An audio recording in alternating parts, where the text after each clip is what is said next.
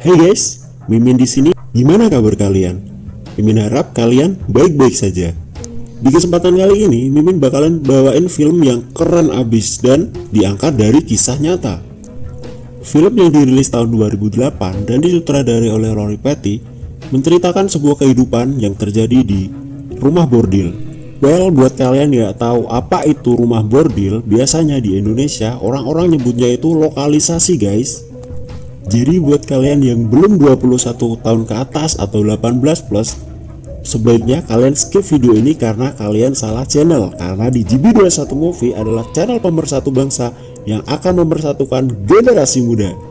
Film yang diberi judul The Poker House dan diperankan oleh Jennifer Lawrence, Sophie Burley, Chloe Grace, Selma Blair, dan Bokeem Woodbine bakalan bawa kalian hanyut dalam suasana film yang keren abis. Oke, sebelum masuk ke ceritanya, seperti biasa jauhi keramaian, pakai headset kalian, jauhi mantan, ajak dia yang mau diajak ke pelaminan, dan kita masuk.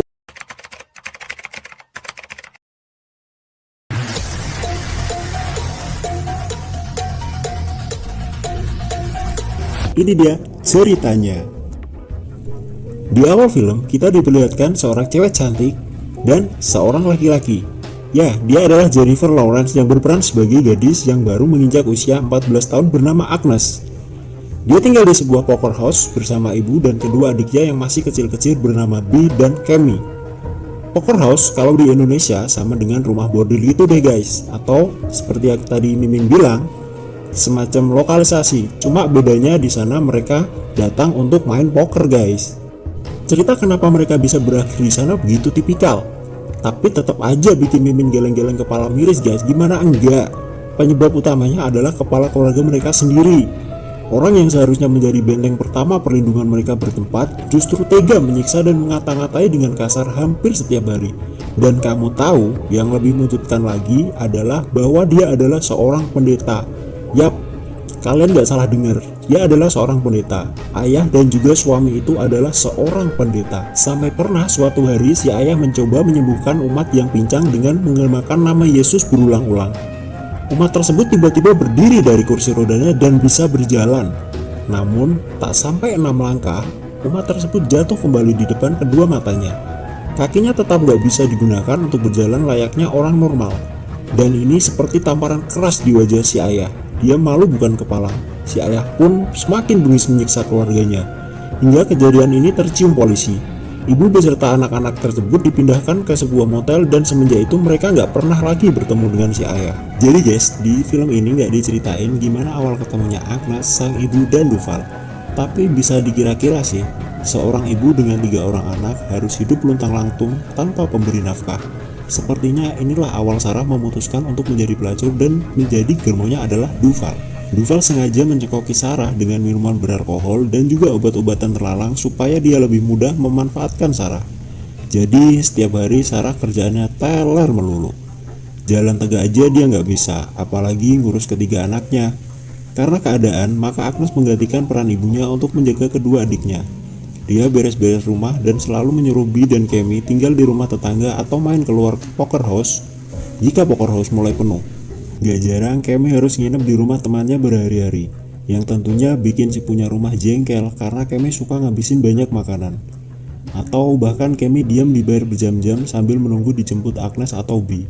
Untung wanita pemilik bar cukup pengertian dengan kondisi si bungsu dan imut Cammy. Dia gak sebawel wanita sebelumnya waktu Cammy ngabisin hampir setoples jari miliknya dan mencampurnya ke dalam orange juice. Berbeda dengan Cammy, Bee menghindari kegaduhan di poker house dengan bermain saksofon di kamarnya. Sementara kedua telinganya disumpal dengan tisu. Pintu kamar pun dia kunci rapat-rapat dan dihalangi dengan sebuah buffet. Dan demi bisa beli camilan, pagi-pagi dia kerja nganter koran dan ngumpulin botol-botol kosong. Bee juga sebenarnya menunggu kabar dari rumah penampungan soal adopsi dirinya. Tapi kabar tersebut lama tidak juga terdengar. Agnes sendiri udah terbiasa sama kondisi rumah yang gak sehat. Sebagai gadis yang masih remaja, dia benar-benar kuat. Bayangin aja nih guys, dia harus melihat ibunya teler dan mabuk dan ngata-ngatain dia dengan bahasa yang jelek dan kasar setiap harinya. Sungguh ibu yang gak ada akhlak nih guys. Salah satunya karena Agnes yang terus-terusan gak mau diajak melacurkan dirinya juga.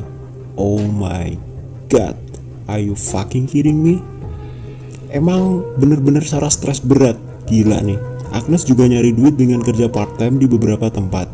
Karena kesukaannya dengan puisi, dia suka bikin puisi terus diantar langsung ke kantor surat kabar yang gak jauh dari rumahnya. Dan hobinya dengan basketball benar-benar pelarian yang ampuh dalam hidupnya. Dia masuk tim inti di sekolahnya dan beberapa hari lagi timnya akan bertanding dengan tim sekolah lain. Di sisi lain, ternyata Duval mencintainya. Iya, Duval, si Germo menjadi cumbuan biasa, tapi tiba-tiba Duval melakukan hal tersebut pada Agnes sambil membekap mulut Agnes. Aduh, malang banget nih, dek.